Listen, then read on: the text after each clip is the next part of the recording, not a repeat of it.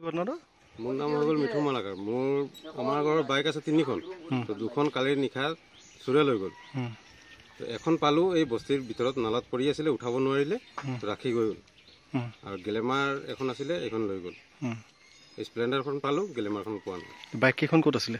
বাইকখন গেৰেজত আছিলে, ঘৰতে। অঁ, ঘৰত আছিলে। কেইটা বজাত হ'ল ঘটনাটো? 3টাৰ পৰা 3:30 ভিতৰত হ'ব। আপোনালোকে কেতিয়া গম পালে? আমি ৰাতিপুৱা 5মান বজাত, 5:30মান বজাত গম পালোঁ। কিবা সন্দেহ হৈছে নেকি? সন্দেহ তেনেকুৱাতো সন্দেহটো কৰা নাই। আৰক্ষী খবৰ দিছে? আৰক্ষী খবৰ এতিয়া জনাম, যাম আৰু। বাইকৰ লক চক ভাঙি লৈ গৈছে নে? বাইকৰ লক ভাঙি লৈ গৈছে। দুইখনৰ চাবি ঘৰত ৰাখিলোঁ, ডাইৰেক্ট কৰি লক ভাঙি ডাইৰেক্ট কৰি ওলাই লৈ গ'ল। চুৰ কৰি নিয়া বাইকখনৰ নম্বৰ মনত আছে নেকি? বাইকখনৰ নম্বৰ হৈ গ'ল AS338327। কি বাইক হয়? Glamour, black colour. আপুনি নৰ্থ ইষ্ট ফুৰিম বুলি ভাবিছে নেকি?